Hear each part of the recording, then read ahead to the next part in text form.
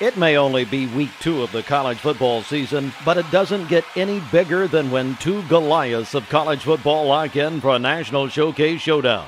National championship hopes, school pride, and good old bragging rights are on the line when the Longhorns of Texas visit Nick Saban and the Crimson Tide in Tuscaloosa.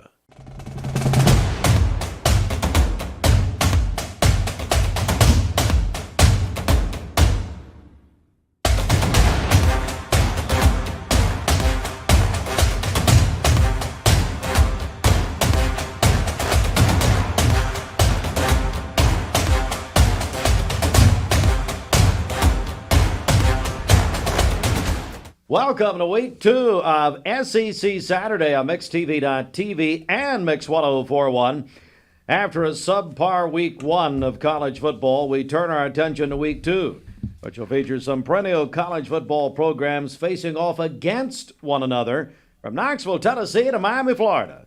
We'll have everything you need to prepare for a full day of college football. And with that, we welcome on our panel, and we're full panel this week. Of course, Stephen Shelton. Shelton, how are you? Good. Well. Yeah, doing good. We have, of course, Josh the Dog Rogers, who you've got to be happy about your pick last week. Oh, absolutely.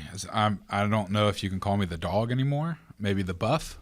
Oh. So might be switching teams here a little Oh, bit, boys. no! And welcome back to Jason FCA Man Cox himself. How are you? I'm well, Steve. Thanks for having me. Well, absolutely. And guys, I tell you what, we're going to do something we're calling hot takes this week on SEC Saturday, which, by the way, is presented by CHI Memorial. Shelton, let's get a hot take from week 1. Pac-12 will never go undefeated in the opening week of any football season for the remainder of our time.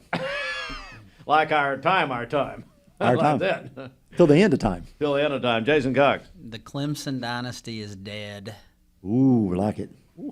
And Joshua. Travis Hunter and Shedeur Sanders are him. They are him. And prime time is probably the best college football coach there is right now in the NCAA. Good Lord. He knows it's been 1 week. So. Yeah, It doesn't matter. my other hot take is they won't win 6 games. You're right. They won't win 6 games because they will win 10. Whoa! Okay. My Okay. Goodness. All right. Well, and so we're going to go from that to now this. It's the Wholesale Supply Group Season Flush, brought to you by Kohler Toilet Season Flush. Who's flushed after week 1? Appropriately, Josh, we'll begin with you. LSU. Yes. Last week, Shelton and I both sat here and said that LSU was going to be the SEC West champion and that they would play Georgia again in the SEC championship. Still got a chance for They that. still have a chance. But last week we had the American Water Heater hot seat. And Brian Kelly is on it officially. That was probably the worst performance I've ever seen. And someone else that I would say also is on the hot seat, and I know you're going to get into this here a little bit, is Dabo Swinney. Dabo. Nah, Dabo can't be on the hot seat. They're going to build a statue of that guy, right? Doesn't matter. Yeah. Nick Saban was on my hot seat last week, and he's already got a statue. I heard about that. I heard that Nick Saban was on the hot seat. For me, it's Clemson. They're flushed. It can't be LSU because they lost to an ACC team. So they can still win the SEC West. They can still win the SEC. ACC's going to a format where they're only taking the top 2 for their championship game. They're not in divisions anymore. And so Clemson has an ACC loss, which puts them behind the 8 ball of even making it to the ACC championship. So their season is flushed. All right, Sheldon, what do you think? Well, they're out in Utah last week. They went to clean the field, and they said they found a lot of it's like shards and stuff. So they had some of their scientists come over, and it was actually alligator teeth. And so I think Florida, the old chomp, has the bite it used to take is no longer as strong as it once was. I'll go ahead and get this out before we go down there next week. And so the Gators possibly, other than LSU, and going to the LSU thing real quick, how do you become the head coach at LSU and say we were unprepared It was your first game of the season. We've been doing all summer. And blamed it on the players. And blamed it on the players. Like exactly. he blamed it on the coaching staff, but also blamed the players for being unprepared. Brian he's an Kelly is idiot. the most overrated football coach in American history. He hornswoggled him at Notre Dame long enough. He doesn't play anybody up there. He gets to the playoffs, gets Wait a killed. minute, though. Comes to LSU, gets killed. I mean, every big game this guy's being in, he's going to lose. He took Notre Dame to the playoffs. How many times? Twice? Did he win a game? It No. doesn't matter. Didn't win a game. How many times? I can go to the Tennessee been playoffs. I can go to the playoffs at Notre Dame. You don't play anybody. Who? Navy? Army? Who you want me to play? USC? They don't play anybody. So There's I mean, lots of teams that don't play anybody and they can't get to the playoffs. and they don't have Notre Dame's pocketbooks either. So it's all about the eyeballs, buddy. End of the day, Florida's season is done. Florida will not win 6 games. Florida will not go to the bowl game. And as far as I'm concerned, nothing else matters. I got one more too, real quick. ahead, Another yeah. one that's flushed is TCU, and I know they're outside of the SEC scope, but after what Dion and Colorado did to them, I mean, unbelievable what Shedeur Sanders did last week. 510 yards passing. He was. Let me pull this up real quick. 38 for 47, 510 yards passing, and 4 touchdowns against a team that, if we all remember, lost to Georgia in the national championship last year. And they didn't really lose a whole lot of players. I mean, they lost their quarterback, Max Duggan, but it was supposed to not be a rebuild. It was supposed to be a reload. And Colorado straight embarrassed them. Travis Hunter, over 110 plays in one game. Played both sides of the ball, offense and defense, 119 receiving yards, 11 receptions, and an interception. Unbelievable. TCU is back to their old ways. They're not the perennial power. They're going to be, they're not a bottom feeder, but they're just going to be the middle of the pack, and that's just what it is. And that cream that's rising to the top now, that is the Colorado Buffs. Josh, I think your hairy dogs stole their soul in the championship game last year. No, I think absolutely. you stole their soul. Well, I Apparently saw a clip this week that Stetson Bennett walked into TCU's locker room. Did you hear about that? Stetson Bennett walked into TCU's locker room and walked over to the defense before the national championship game and told him to strap it up because it was going to be a long game. And then he came out and won 65-7. Wow. Yeah, unbelievable. Is that a true story? True story. True story. All right. It is SEC Saturday presented by CHI Memorial. We'll take our first break, and we're getting ready. UT and Austin Peay, 5 o'clock kickoff today from Knoxville. Back in a moment. You're watching SEC Saturday on Mix 104.1 and MixTV.tv, presented by CHI Memorial. Welcome back, everyone. Week 2 of SEC Saturday presented by CHI Memorial. We're on Mix 104.1 and MixTV.tv. The home opener on Rocky Top. The Volunteers welcome in-state rival and in-state school Austin Peay. It should be a final tune-up before the Vols open SEC play at Florida next week. Tennessee last faced Austin Peay in 2013, defeating the Governors 45-0. Thank you very much. It's the only meeting between the two schools, the Govs and the Vols on Old Rocky Top, today at 5 o'clock right here on Mix 104.1. Shelton, what do you think? Well, I was in Nashville last week and got to watch the Vols play a recovering Virginia program, after the devastation last year they faced. And it was a record crowd for Nissan Stadium, over 69,000 people, the largest college crowd in stadium history, even with all the bowl games they've had there. It was an incredible atmosphere for that stadium. Tennessee I thought they looked well on the offensive line. They ran the ball well. I thought defensively our front seven played exceptional. Virginia didn't do a lot to confuse us, which was to be expected. Starting a quarterback that probably isn't a Division I guy that they've kind of put in place. I thought Joe Milton, he was named the co-SEC player, offensive player of the week. I don't understand how or why. I think it's just based on the stats only. It's not the eye test. Still not able to hit. His accuracy is not very good. I don't care what everybody keeps wanting to see. It's drunk 30 there in Knoxville right now for Joe Milton. Nico went into the game in the fourth quarter. Place went crazy, chanted his name forever. Watched him scramble and almost complete an incredible touchdown pass. We didn't catch it in the end zone. If we're going to do a hot take, Nico will be the starter by the end of the year. Joe Milton is not the guy.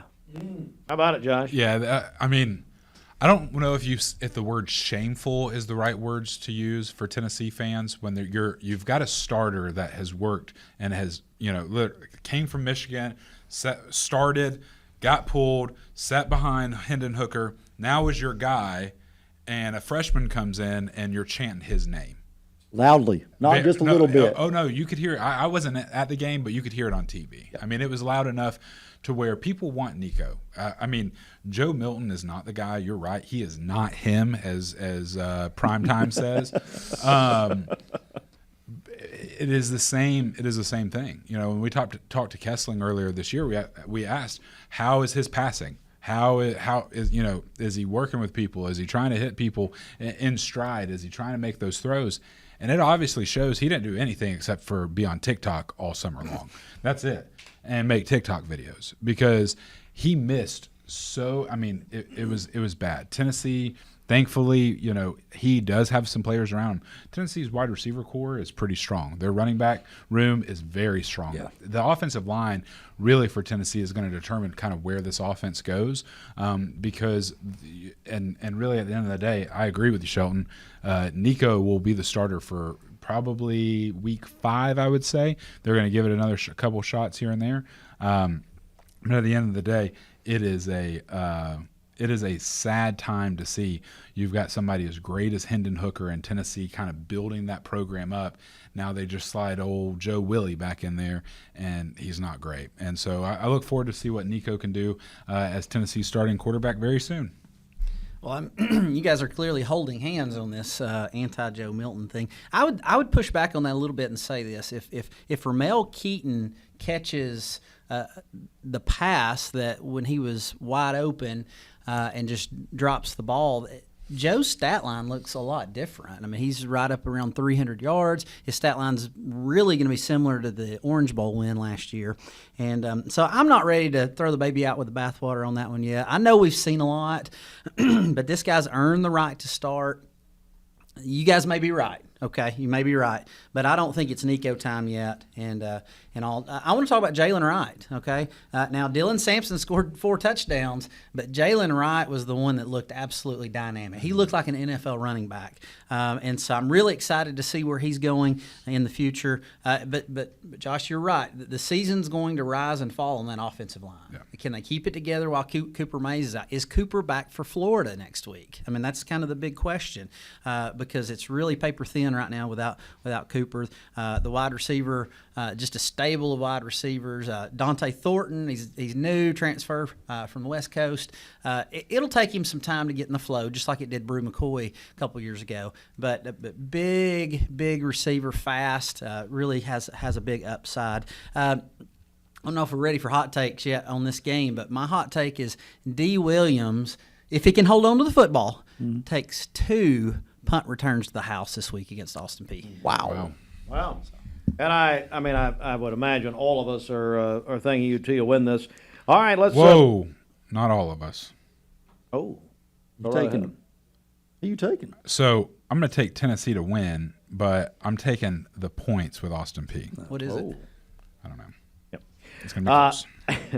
All right, our next game is Ole Miss and Tulane. It'll be played in New Orleans, actually, at Yulman Stadium. This is a 3:30 kick on ESPN2. And Lane Kiffin and the Rebels open their season by routing FCS Mercer 73-7, racked up 524 passing yards. The problem today, though, Ole Miss travels to New Orleans during an active hurricane season. Could be a problem as the Green Wave are coming off an impressive 37-17 win over South Alabama. Tulane quarterback Michael Pratt, 14 of 15, 294 yards, 4 touchdowns. However, the last time Tulane topped the Rebels, November 5th, 1998, by a score of 14-9. It's the Green Wave and Rebels at the Top 25 showdown to kick off our Week 2 picks. Jason Cox. Well, I think Ole Miss wins this game. Here's what I think Lane Kiffin's doing. I think he is building a Heisman candidate in Jackson Dart. Okay, I think he's been his quarterback for a couple years now. It's Lane's style to pile up the stats, to roll up the stats, kind of like your boy Primetime's doing in Colorado. He's building up some stats for a couple of guys, draw some notoriety for his program, win some big awards for his guys. That leads to better recruiting. I think Ole Miss wins this one big, and I think Jackson Dart's may account for 5 or 6 touchdowns. Josh, what do you make of it? Yeah, so if you look at ESPN and their, little matchup predictor right now, it currently has Ole Miss 77.4 and Tulane at 22% is what it is. But if you go down and you look at the bookies and the guys who actually know what they're talking about, Ole Miss is a 7.5-point favorite. This game is being played at Tulane, not Ole Miss, and it being a 3:30 game, give me the wave big time against Ole Miss. I think that Tulane comes out. Tulane is the team that UCF was a few years ago, right? That, wanted to win or was the national championship, champions and all this. Tulane is that team. Tulane is a team that's going to kind of continue that little trajectory up forward. They're going to get ranked, 12th or 13th, and they're going to be undefeated at the end of the season, and they're going to sit there and say, we want in. Not this year. Next year when it moves to 8 teams, you would get into the playoff, but not this year. Tulane, big, 21, 27-point big over Ole Miss. Wow. So, Well, Jackson Dart did throw for 334 yards. He threw 4 touchdowns. Here's the problem. He threw all 4 touchdown passes to Trey Harris. And so they didn't spread the ball around like a traditional Ole Miss team would or has in the past. I agree with Jason. Lane's always going to keep one of his players in the national spotlight by the numbers he throws up. But I think that this Tulane team is very good, and they progressively got better last year. They returned almost everyone, and I agree with Josh. 7 being the line at between Ole Miss and Tulane. I think going to Tulane is going to be a problem, but I think Ole Miss defensively are just good enough to beat the Green Wave. I think the Fighting Kiffins survive and slide out of there. all right, we're going to take another break here, and our final break, we'll come back, pick 2 more games. MixTV.tv, Mix 1041. It's SEC Saturday presented by CHI Memorial. CHI Memorial, hello human kindness. And we'll come back with a final segment. You're watching SEC Saturday on Mix 104.1 and MixTV.tv, presented by CHI Memorial. Back for a final segment of SEC Saturday. You're listening on Mix 1041, watching on MixTV.tv, all presented by CHI Memorial. We are counting down to joining the Vol Network, and then that's at 3 o'clock kickoff with Tennessee in their home opener against Austin Peay, 5 o'clock right here on Mix 1041. Well, this is a good one and a very interesting game. Texas A&M traveling to Hard Rock Stadium in an effort to avoid hard times. Not bad. When they take on the Hurricanes of Miami. Last week, Miami beat Miami of Ohio 38-3 to win its opening contest. Texas A&M dominated New Mexico 52-10. Both teams appear to be mentally ready to go with top-notch playmakers on both sides of the ball. As the Aggies and Hurricanes square off, it's an SEC-ACC showdown today, 3:30 on ABC. Shelton, we'll begin with you. Well, I think Miami is improved, but one of my sleeper teams this year is Texas A&M. I think Texas A&M is much improved. I think last year they're just not, the wheels fell off the bus really early, and I don't think they were ever able to put them back on. I think Jimbo, although Jimbo is on the hot seat still at Texas A&M, I think he's got enough to go down here and win. A&M, I mean, they're Connor Wigman, their quarterback, is played very well. I felt like he was under control the entire time. Had a good feel for the offense. Miami's got a couple of dogs up front, as Dion would say, with Dean and Taylor. But I just don't think Miami offensively has enough to stay with A&M. I think A&M goes down, and I believe they get a 7-point win. Wow, Josh, what do you think? Not enough offense? 493 total yards last week. Miami, Ohio. 243. I mean, look who Texas A&M played. They had about 100 yards less. The temperature on Jimbo's hot seat gets cranked up real high this week. Traveling to Miami, 3:30 kick on ABC. I think that you see a Miami team that is resurging back into prominence, especially with what Clemson is doing, especially with what some of these other teams are doing. I think that the ACC this year comes down to Florida State and it comes down to Miami. I think that those are the two teams. And Florida State this past weekend looked unbelievable. But I think Miami has a chance to be very, very sneaky good this year. And I think that they come away with Tyler Van Dyke as their quarterback. Last week he was 17 for 22, 201 yards. Did throw one interception. But they've got a guy that's their running back, Colby Young, guy out of New York. Unbelievable. Started out at wide receiver, moved over to running back, kind of a rushing guy. Going to be very good for Miami this year. Give me Miami big time. 2 touchdowns. Whoa. Over Texas A&M. Wow. What about it, Jason? Well, I mentioned these two holding hands earlier. Down in College Station, we've got Jimbo Fisher and Bobby Petrino holding hands, singing Kumbaya, all is well. But I want to know what happens when the pressure gets turned up. What happens when we're in the fourth quarter and things aren't going our way? I don't think that's going to end well. I just don't. And I think this week we begin to see a crack in the egg of Texas A&M and Jimbo and Bobby's little marriage.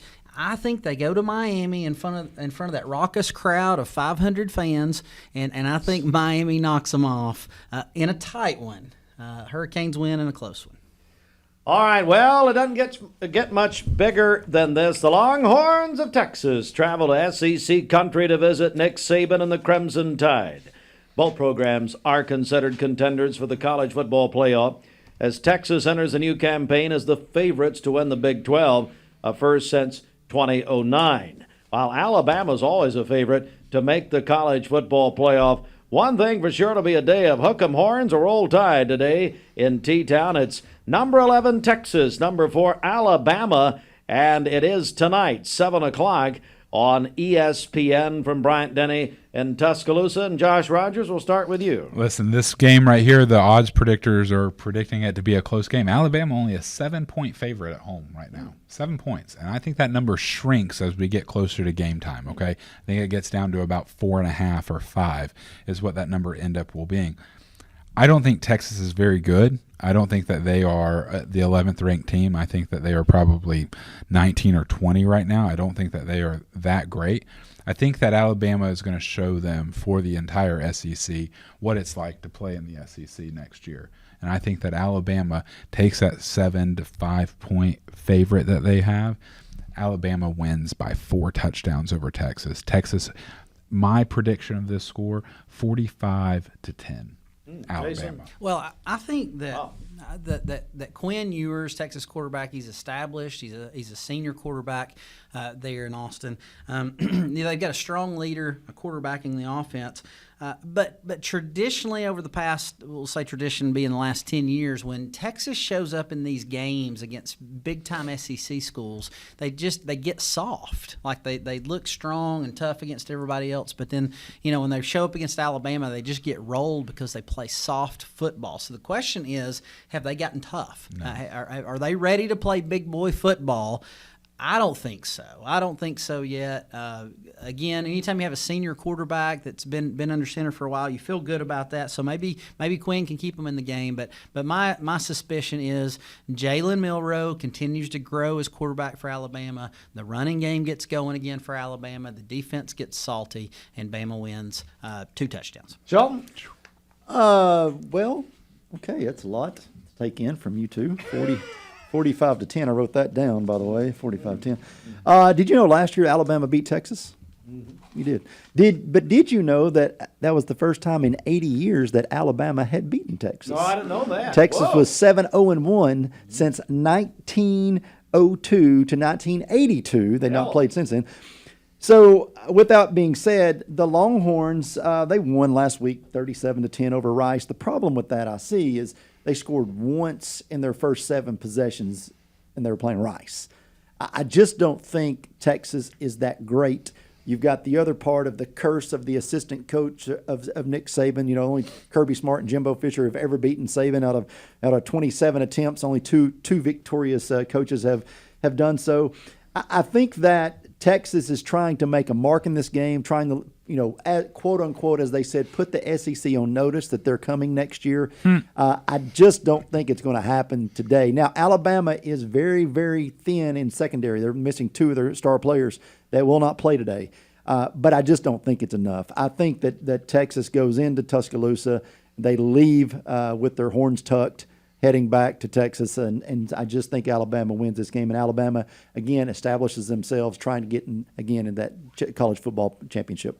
All right, so the panel fully goes with Alabama later tonight. Okay, so a new feature this year, new name, SEC Saturday. New feature is one game that we haven't talked about yet that you're going to be looking at. I'm going to start with Jason Cox. I'm going to be watching Auburn at Cal. Anytime you get on that airplane and ride for 4.5 hours, you never know what you're going to get from your players when they get off the airplane.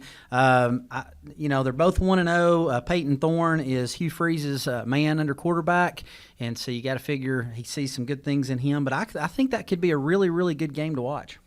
What about Josh? Nebraska, Colorado, 10 o'clock kick at Boulder. At 10 a.m. kick out there, 12 o'clock on the East Coast.